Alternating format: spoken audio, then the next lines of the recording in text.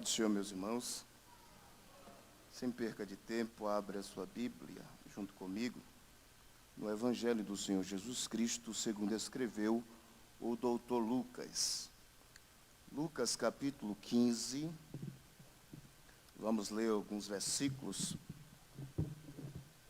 Desde já eu quero também desejar a paz do Senhor para todos os internautas que estão sintonizados no canal da AD Bonfim no Facebook e também no canal do YouTube.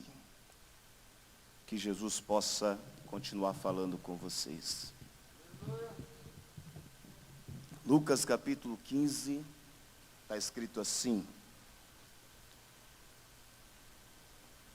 E chegavam-se a ele todos os publicanos e pecadores para o ouvir. E os fariseus e os escribas murmuravam, dizendo: Este recebe pecadores e come com eles. E ele lhes propôs esta parábola, dizendo: Que homem dentre vós, tendo 100 ovelhas, e perdendo uma delas, não deixa no deserto as 99, e não vai após a perdida, até que venha achá-la? E achando-a, a põe sobre os seus ombros, cheio de júbilo. E chegando à sua casa, convoca os amigos e vizinhos, dizendo-lhes: Alegrai-vos comigo, porque já achei a minha ovelha perdida. Digo-vos que assim haverá alegria no céu por um pecador que se arrepende, mais do que por 99 justos que não necessitam de arrependimento. Ou qual a mulher que, tendo 10 dracmas, se perde uma dracma, não acende a candeia e varre a casa e busca com diligência até achá-la, e achando-a, convoca as amigas e vizinhas, dizendo: Alegrai-vos comigo, porque já achei a dracma perdida.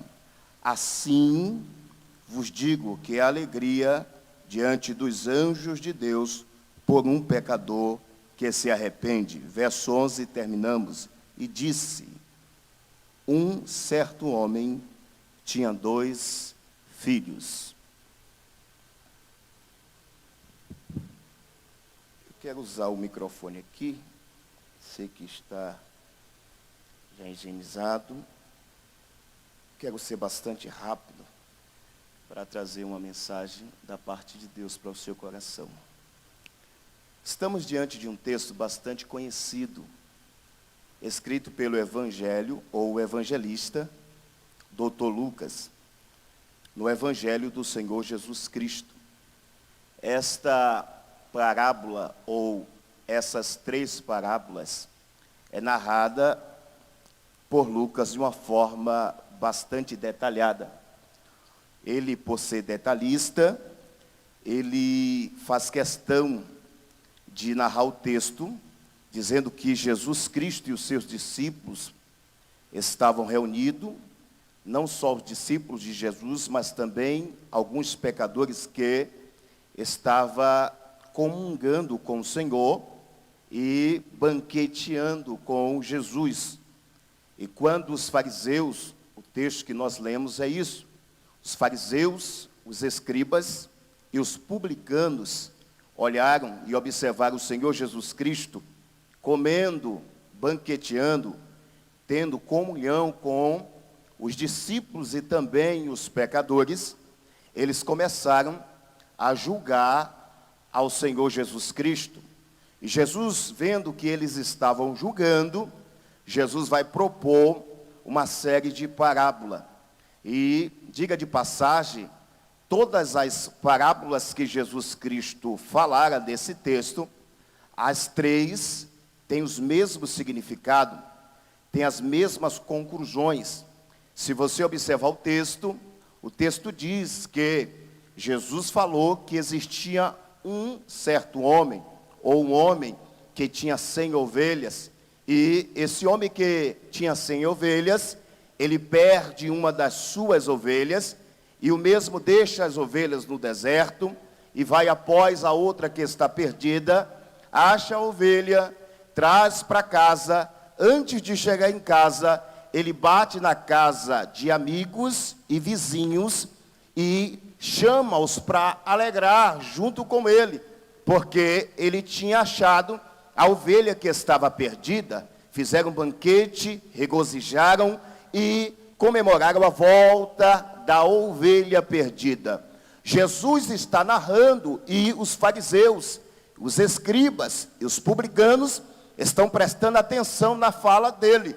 Jesus continua e diz: qual, ou seja, uma mulher que tem 10 dracmas, 10 moedas, 10 diademas, uma coroa que colocava sobre a sua cabeça, qual dessa mulher que tem 10 moedas, 10 dracmas, perdendo uma, ela não acende a candeia, varre a sua casa com diligência, até encontrar a dracma, a moeda que estava perdida, e encontrando a moeda, a dracma, ela bate na porta das vizinhas e das amigas, e convida para que essas amigas e essas vizinhas venha e se alegre com ela. E Jesus continua e diz: disse Jesus, foi o texto que nós lemos, verso 11 do capítulo 15.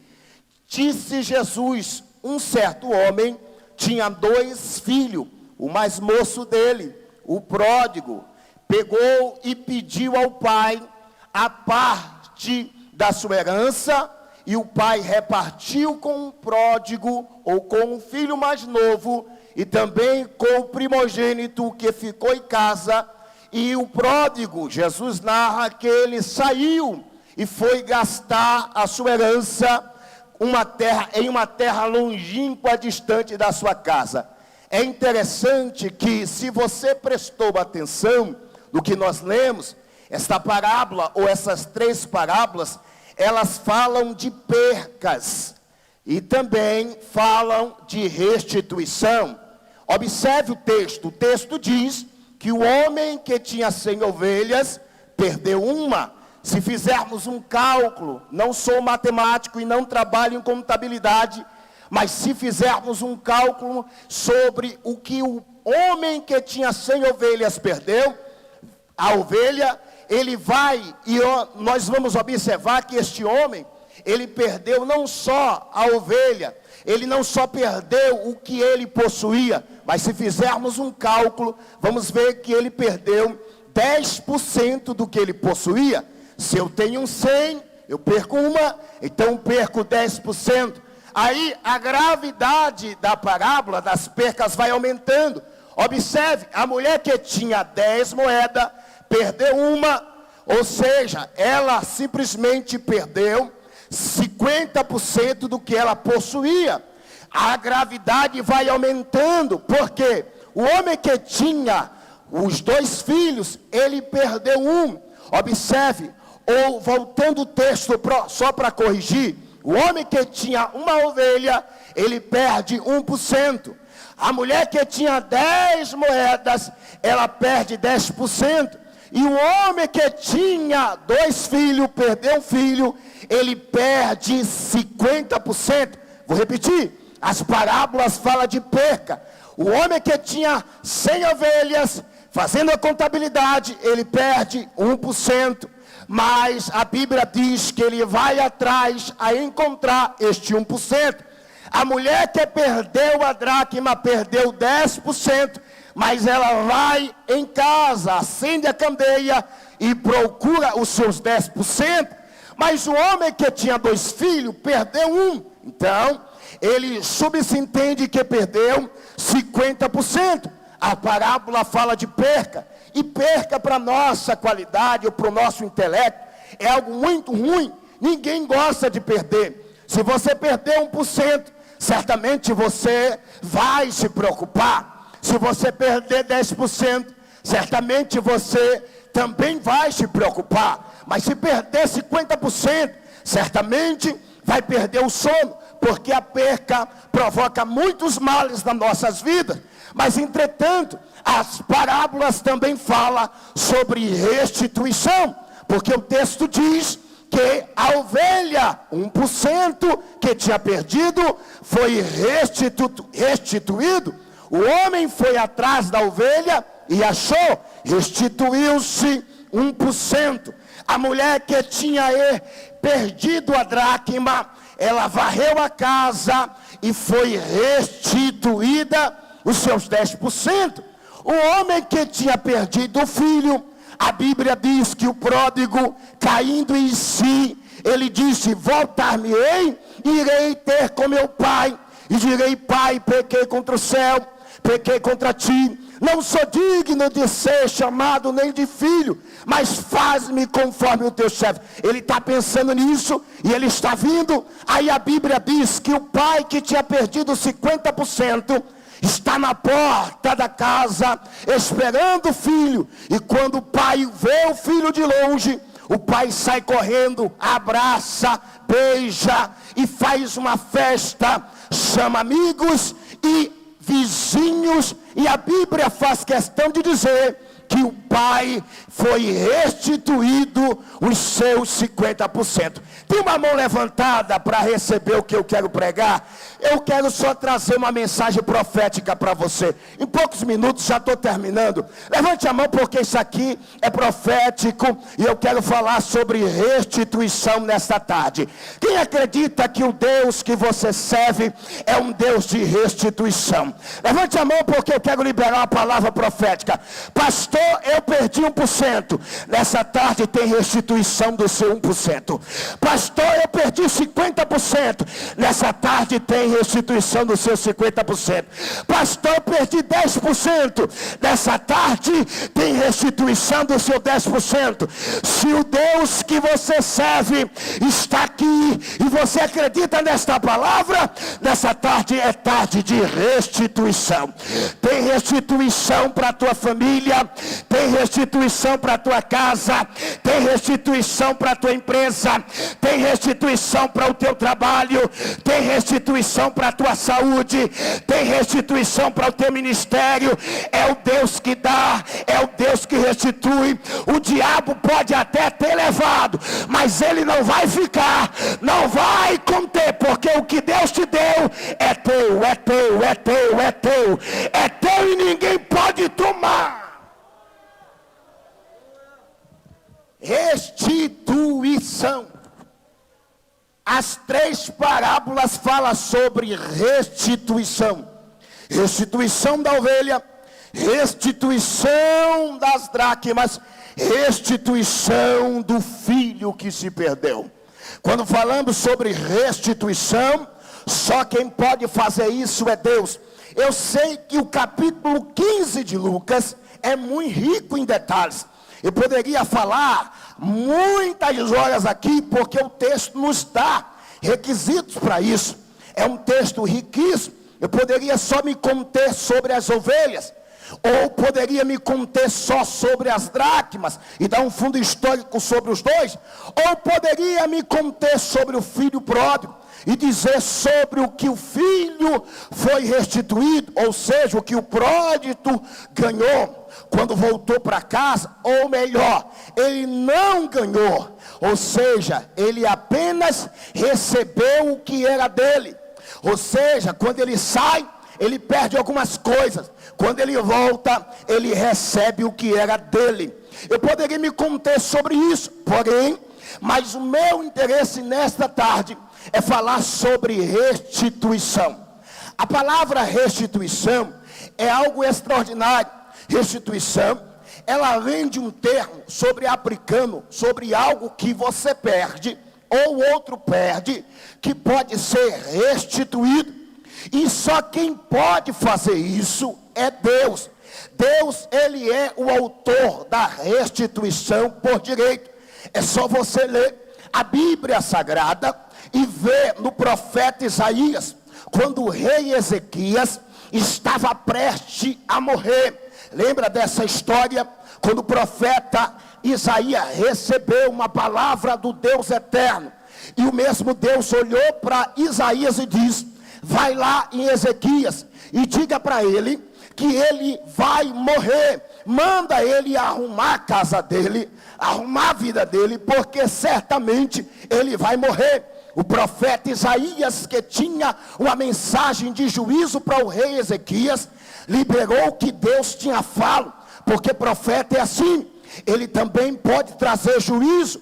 Ele traz bênção, mas também traz juízo da parte de Deus.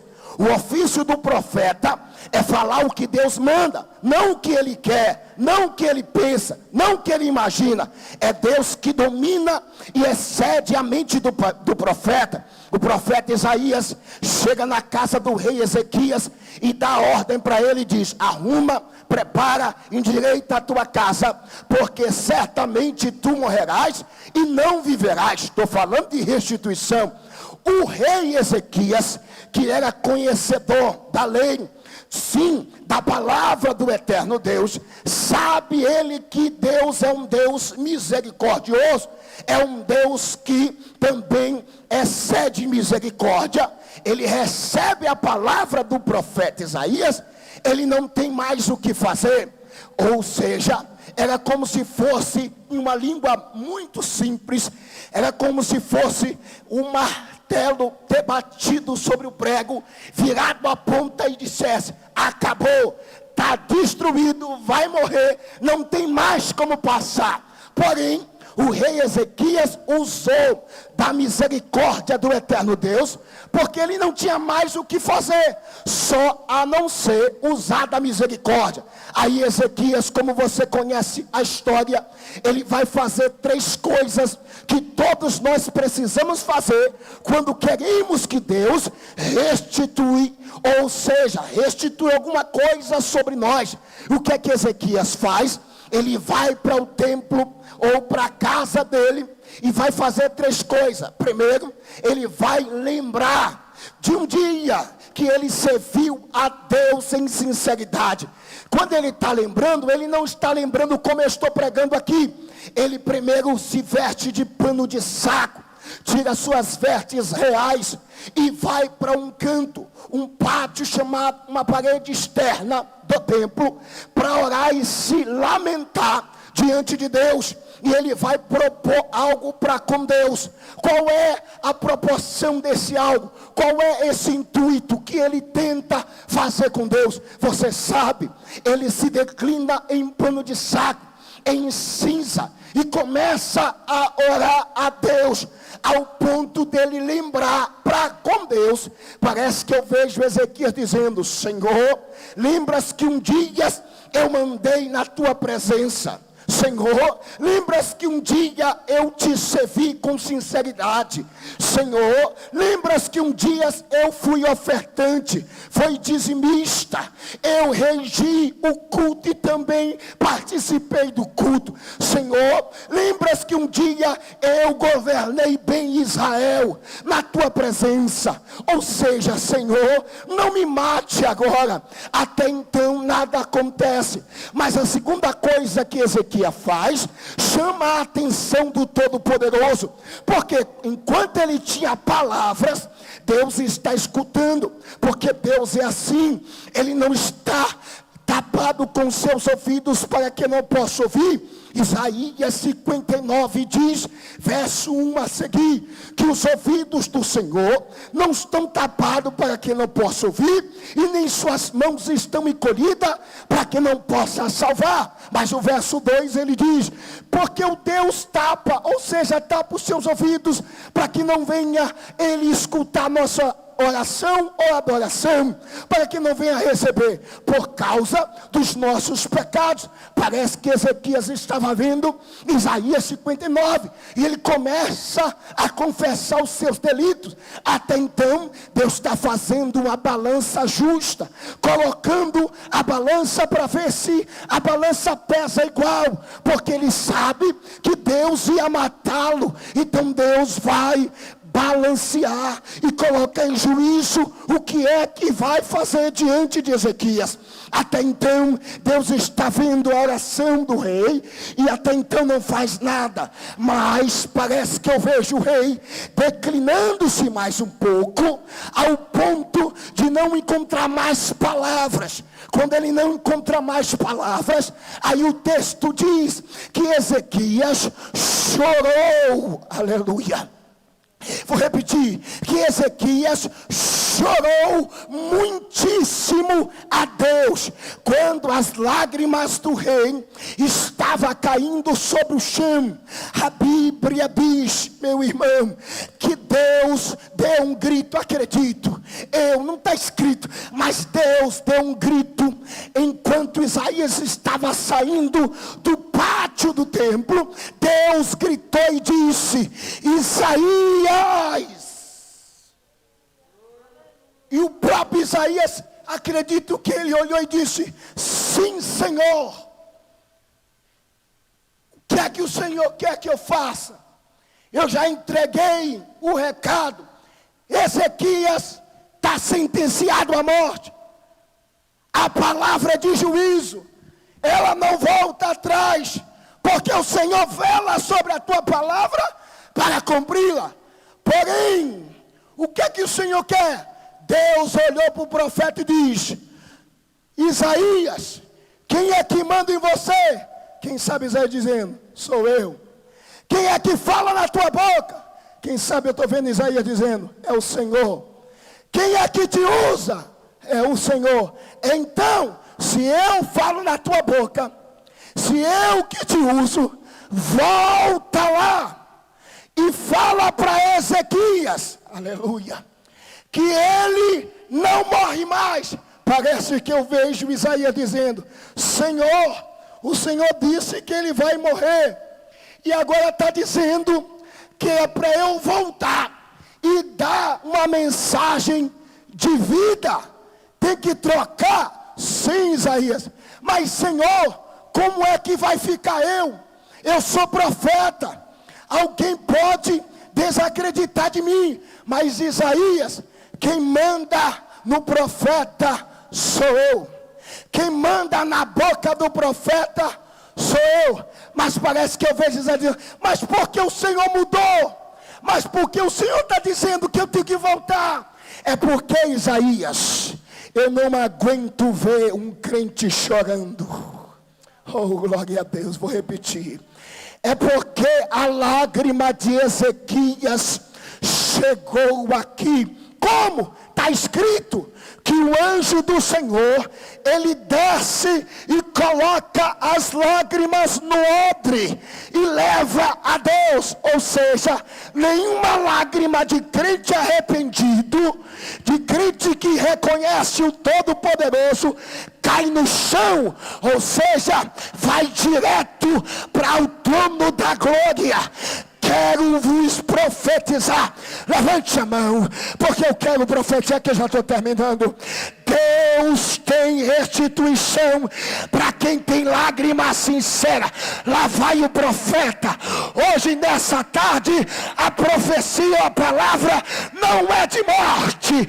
Não vai morrer mais ninguém, porque Deus está enxugando, pegando, colhendo todas as minhas e as tuas lágrimas. Tem mensagem de restituição. Dá para dar um glória a Deus, que eu já estou quase terminando. Isaías volta lá, diz para Ezequias: o que é que eu digo? Você diz para ele, olha o que o texto diz. Leia depois Isaías 38 para você ver. O texto diz que quando Ezequias está ainda chorando, orando, o profeta dá meia volta, vou ver, volta para na frente do rei e diz assim mesmo: rei, eu tenho outra palavra para você. Qual palavra? Eu já sei, Isaías, que eu vou morrer. Não morre mais. Você podia dar glória a Deus. Deus está decretando vida sobre a tua casa nesta tarde. Oraia, Xúria. Ele que tem o controle da vida e da morte. É Ele que restitui, é Ele que tira, é Ele que dá, é Ele que toma. Quando Ezequias ouve isso, a Bíblia é linda, porque Isaías vai dizer porque Deus restituiu. A Bíblia diz que quando Isaías disse, não morre mais, porém por quê? Porque Deus ouviu as tuas orações e escutou ou colheu as tuas lágrimas. Ou seja, o Deus que você serve, Ele escuta a sua oração e também colhe, escuta as tuas lágrimas. É por isso que a irmã cantou aqui, com gemidos inexprimíveis. Tem gemidos que não tem fala, mas é lágrima. E não se preocupe quando faltar a palavra. Deixa a lágrima rolar, melhor dizendo, no seu rosto, porque ela será palavra de Deus para a sua vida. A Bíblia diz que o rei, termina agora, meu Deus, só tem 5. O rei ouviu, só que o rei, ele vai fazer prova da profecia. Porque crente tem que aprender a fazer prova. Não é tudo que se acredita. Não é tudo que se crê. Crente águia, sábio, enraizado, ele sabe quando Deus está falando. Porém, ele faz prova. Se é Deus, vai acontecer alguma coisa. Ezequias olha para Isaías e diz, eu creio. Porém, deixa eu te dizer uma coisa. Eu posso pedir alguma coisa? Isaías diz, qual é a prova que tu quer? Isso aqui é lindo. Se você não dá glória, eu vou ter que pregar tudo de novo. E o pastor vai puxar meu paletó. Glória a Deus, diga glória a Deus. A Bíblia diz que Ezequias olhou para Isaías e disse, eu posso escolher? Pode. Aí Isaías vai propor para ele. Você quer que o relógio de Acais retroceda ou vá para frente? Oh, glória. Eu vou repetir. Você quer que o relógio de Acais, ele atrase, retroceda ou avance? Aí Ezequias vai dar uma aula para mim, você que é crente, inteligente. Ezequias sabe que a terra é rotação e translação, ou seja, ela segue, não tem como voltar. Ou seja, se eu e você viver, a terra vai para frente. Aí Ezequias olhou e disse, como é o negócio? Só acredito se for assim. Como? Isaías dizendo, eu quero que o relógio de Acais retroceda 10 graus centígrados. Oh glória, oh glória, oh glória, oh glória, oh glória, oh glória. A dimensão dele para com Deus é extraordinário. Se Josué pediu para Deus parar o sol na sua ignorância e Deus parou a terra, imagina agora Ezequias olhando e dizendo, Deus, eu só creio que o Senhor vai restituir na minha vida 15 anos, se o Senhor fazer assim, ó, com a terra. Quando Ezequias falou isso, Isaías ouvindo e Deus ouvindo, disse, como é o negócio? Você esqueceu que a terra e a sua plenitude me pertence? Oh, glória a Deus. Não, alguém já entendeu, a irmã já entendeu ali. Levante a mão, porque o seu Deus é o Deus que pode retroceder o tempo, esse tempo chamado Cronos. Quem domina é Ele.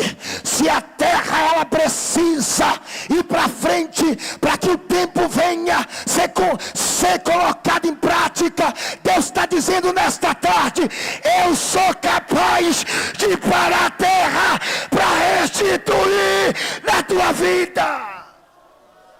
Dá para ficar em pé? Depois eu falo mais. Pastor, quer dizer que Deus pode restituir? Pode. Pastor, o meu tempo já passou. Passou para você, mas para Deus não. Vou repetir. Passou para você e para qualquer um, mas para Deus não. Deus, ele te vê diferente. Deus, ele te vê perfeito. Deus, ele te vê numa estatura de varão perfeito. Deus estava olhando para Ezequias quando ele falou isso.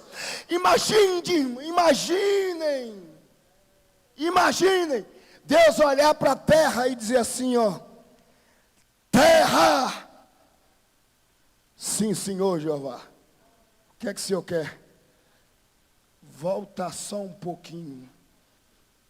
Por quê? Porque eu vou provar a minha restituição sobre o meu servo. Glória, era para dar glória a Deus, porque o teu Deus, ele tem controle de tudo. Ele faz voltar o tempo para restituir. E nesta tarde, inclinando-se para a noite, como eu disse, a palavra é de restituição. Vai ter restituição lá na tua casa, vai ter restituição na tua saúde, vai ter restituição lá na tua empresa, vai ter restituição lá na tua igreja, vai ter restituição aonde você chegar, vai ter restituição. Deus faz voltar. Deus faz voltar. Não dá para abraçar, mas no olhar, diga para ele: receba a restituição. Aleluia. Graças a Deus.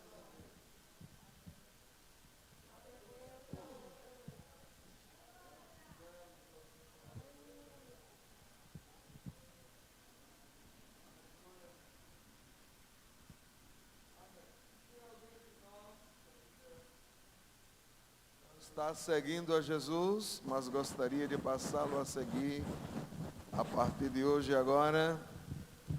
Alguém entre nós que ainda não aceitou a Jesus? O irmão ou a irmã está ao lado de alguém que saiba que esta pessoa ainda não aceitou a Jesus? Não tem ninguém? Que o Senhor nos abençoe e que a sua palavra encontre pleno lugar em nosso coração. Há alguém entre nós que não participou da Santa Ceia pela manhã e que gostaria de cear agora? Levanta a mão bem alto, por favor. Bueno, tenho as 4 ou 5 pessoas. Se desejarem, permaneçam aqui, que os irmãos serão servidos. Querido Jesus, graças te damos por estes momentos abençoados. Graças pelos louvores, pela tua palavra e por tudo mais quanto aqui foi realizado, Senhor. Que tu continues a ser glorificado em nossas vidas. E em teu santo nome nós te rogamos e te damos graças por todas as coisas. Amém. Irmãos, terça-feira teremos o nosso culto aqui no mesmo horário. Infelizmente, temos que acatar as determinações. Será então das 16 às 18 horas nosso culto da próxima terça-feira. Quinta-feira também no mesmo horário. Já o ciclo de oração horário normal. Haja vista que é permitido que estejamos aqui tanto pela manhã como pela tarde. E assim prosseguiremos com a ajuda de nosso Senhor e Salvador Jesus Cristo. Que a graça de nosso Senhor Jesus, o amor de Deus e a comunhão do Espírito Santo permaneçam conosco e digamos todos, amém.